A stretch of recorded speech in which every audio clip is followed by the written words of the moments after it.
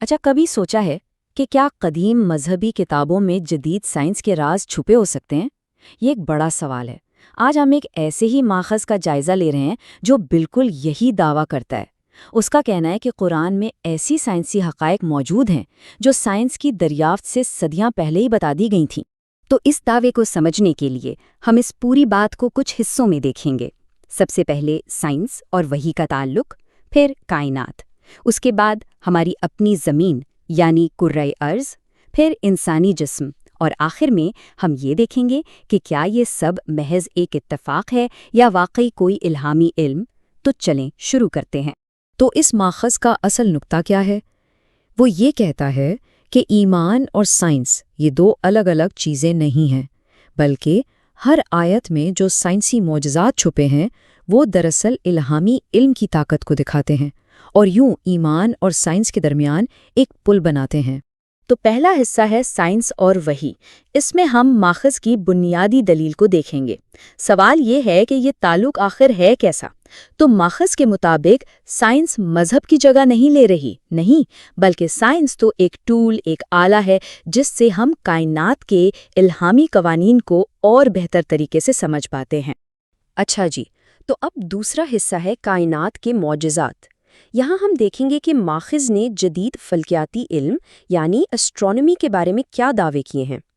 یہاں ماخذ کہتا ہے کہ قرآنی آیات اور جدید فلکیات کے بیچ بڑے حیران کن کنیکشنز ہیں۔ یہاں بات شروع ہوتی ہے قرآن کی ایک مشہور مثال سے۔ کیا ایک اونٹ سچ میں سوئی کے ناکے سے گزر سکتا ہے؟ اب یہ سوال سننے میں تو عجیب لگتا ہے، لیکن یہ ہمیں ایک بالکل ہی غیر متوقع جگہ پر لے جاتا ہے، یعنی کائنات کے بنیادی فزیکل لاز کی طرف۔ اب اس دلیل کو سمجھنے کے لیے ہمیں پہلے ماڈرن فزکس کی ایک چیز کو سمجھنا ہوگا، اور اسے کہتے ہیں کوانٹم ٹنلنگ۔ یہ کوانٹم میکینکس کا ایک ایسا اصول ہے جہاں ایک بہت چھوٹا ذرہ، ایک پارٹیکل، ایک ایسی رکاوٹ سے گزر سکتا ہے جسے عام فزکس کے مطابق وہ کبھی پار نہیں کر سکتا۔ اب دیکھیں، قرآن میں کہا گیا کہ جنت میں داخل ہونا اتنا ہی ناممکن ہے جتنا اونٹ کا سوئی کے ناکے سے گزرنا۔ اور کوانٹم فزکس کیا کہتی ہے؟ وہ یہ کہ چھوٹے پارٹیکلز ناممکن رکاوٹوں سے گزر تو سکتے ہیں، لیکن کسی بڑی چیز جیسے اونٹ کے لیے اس کا امکان تقریباً صفر ہے۔ تو ماخذ کہتا ہے کہ یہ قدیم مثال بالکل ٹھیک اسی سائنسی حقیقت کی طرف اشارہ کر رہی تھی، یعنی ایک ایسی چیز جو تھیوریٹیکلی ممکن تو ہے لیکن پریکٹیکلی ناممکن ہے۔ چلیں ایک اور مثال دیکھتے ہیں، اس بار آسمان کی۔ قرآن کی ایک آیت میں آسمان کو پھلٹانے والا کہا گیا ہے۔ اب ماخذ کا کہنا ہے کہ یہ ہماری فضا کی مختلف تہوں یعنی لیئرز کی طرف اشارہ ہے۔ سوچیں ذرا، ہماری فضا کی ایک تہہ ٹروپوسفیئر بارش کو واپس زمین پر پھلٹاتی ہے، ایک اور تہہ آئنوسفیئر ریڈیو ویوز کو واپس بھیجتی ہے، اور میگنیٹوسفیئر تو سورج سے آنے والی خطرناک شمسی ہواؤں کو واپس پھلٹا دیتی ہے۔ یہ ایسی معلومات ہے جو اس زمانے میں کسی کو معلوم نہیں ہو سکتی تھیں۔ اچھا، تو اب کائنات سے واپس اپنی زمین پر آتے ہیں۔ تیسرا حصہ ہے کرۂ ارض کے معجزات۔ یہاں ہم دیکھیں گے کہ ارضیات یعنی جیولوجی اور بحریات یعنی اوشنوگرافی کے بارے میں کیا دعوے کیے گئے ہیں۔ اس حصے میں ماخذ ہمیں سمندر کی گہرائیوں سے لے کر خود قرآن کے الفاظ میں چھپے ایک ریاضیاتی پیٹرن تک لے جاتا ہے۔ اب یہ اگلا دعویٰ تو بڑا ہی دلچسپ ہے، اور یہ الفاظ کی گنتی پر مبنی ہے۔ ماخذ کا کہنا ہے کہ قرآن کے متن میں ایک بہت ہی خاص قسم کا ریاضیاتی تناسب یعنی اے میتھمیٹیکل ریشیو چھپا ہوا ہے۔ وہ کیسے؟ اچھا، قرآن میں خشکی کے لیے جو لفظ ہے البر، وہ پورے قرآن میں 13 بار آیا ہے، ٹھیک ہے، 13 بار۔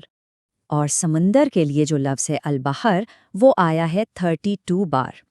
اب آپ سوچیں گے کہ 13 اور 32 یہ تو بس نمبرز ہیں، ہے نا؟ لیکن ماخذ کے مطابق ان نمبرز میں ایک بہت گہرا راز چھپا ہے، اور وہ راز یہ ہے، اگر ہم ان دونوں نمبرز کو جمع کریں یعنی 13 جمع 32 تو بنتا ہے 45۔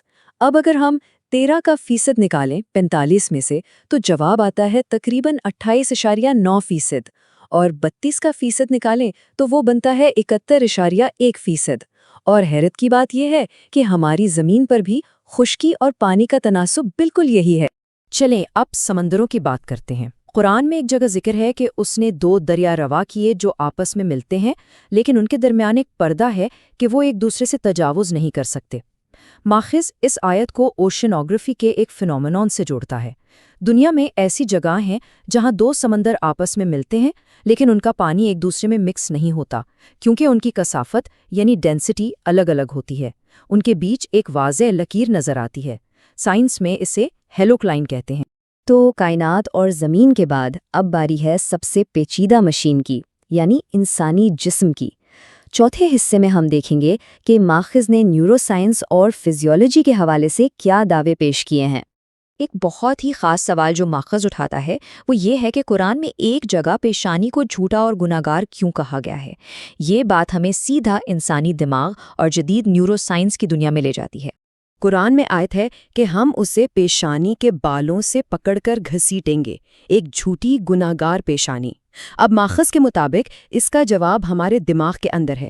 جدید نیورو سائنس ہمیں بتاتی ہے کہ ہمارے ماتھے کے بالکل پیچھے دماغ کا جو حصہ ہے جسے پری فرنٹل کارٹیکس کہتے ہیں، وہی منصوبہ بندی، اچھائی برائی کا فیصلہ اور جھوٹ بولنے کا ذمہ دار ہے۔ تو ماخذ کہتا ہے کہ جھوٹی پیشانی کا ذکر براہ راست دماغ کے اس حصے کے فنکشن کی طرف ایک واضح اشارہ ہے۔ ایک اور مثال دیکھیں۔ قرآن میں ایک جگہ کہا گیا ہے کہ اس کا سینہ تنگ اور گھٹا ہوا کر دیتا ہے، گویا وہ آسمان پر چڑھ رہا ہو۔ اب جو لوگ پہاڑوں پر چڑھتے ہیں یا ہوائی جہاز میں سفر کرتے ہیں وہ جانتے ہیں کہ جیسے جیسے ہم اونچائی پر جاتے ہیں ہوا کا دباؤ کم ہوتا ہے اور آکسیجن کی کمی کی وجہ سے سانس لینا مشکل ہو جاتا ہے، سینے میں گھٹن محسوس ہوتی ہے۔ اسے ہائپوکسیا کہتے ہیں۔ ماخذ کا کہنا ہے کہ یہ آیت صدیوں پہلے اس کیفیت کو بالکل ٹھیک بیان کر رہی ہے، ایک ایسے وقت میں جب انسانوں کے لیے آسمان پر چڑھنا ممکن ہی نہیں تھا۔ تو اب ہم آ گئے ہیں اپنے آخری حصے پر، اتفاق یا الہامی علم۔ کائنات، زمین، ریاضی اور انسانی جسم کی یہ ساری مثالیں دیکھنے کے بعد ماخذ ہمیں ایک بہت بڑے اور بنیادی سوال پر لا کر کھڑا کر دیتا ہے۔ تو ایک بار پھر جلدی سے دیکھ لیتے ہیں آسمان کی وہ واپس کرنے والی خاصیت جو فضا کی تہوں سے ملتی ہے، الفاظ کی گنتی میں خشکی اور سمندر کا بالکل ٹھیک تناسب، جھوٹ بولنے میں پیشانی یعنی پری فرنٹل کارٹیکس کا کردار، اونچائی پر جانے سے سانس کی تنگی کا ذکر اور کوانٹم فزکس کے ناممکنات کے لیے ایک مثال۔ اور ان سب باتوں سے یہ ماخذ ایک ہی نتیجے پر پہنچتا ہے۔ وہ کہتا ہے کہ یہ ساری چیزیں محض اتفاق نہیں ہو سکتی بلکہ یہ سب الہامی ہونے کا ثبوت ہیں، ایسے سائنسی معجزات جو اس کتاب کے الہامی ہونے کی تصدیق کرتے ہیں۔ اور ماخذ بار بار ایک ہی سوال پوچھتا ہے، آخر یہ سب باتیں 14 صدیاں پہلے کسی کو کیسے معلوم ہو سکتی تھیں؟ یہ وہ سوال ہے جو اتفاق یا کسی اور انسانی وضاحت کے نظریے کو چیلنج کرتا ہے۔ اور یہ ساری بحث ہمیں ایک آخری گہرے سوال پر چھوڑ جاتی ہے۔ جب ہم کسی بھی قدیم کتاب کو آج کی سائنس کی عینک سے دیکھتے ہیں تو اس بات کا فیصلہ کیسے کیا جائے کہ ہم پرانے الفاظ کی بس ایک نئی تشریح کر رہے ہیں یا واقعی کوئی چھپا ہوا علم دریافت کر رہے ہیں؟ اس کی حد کہاں ہے؟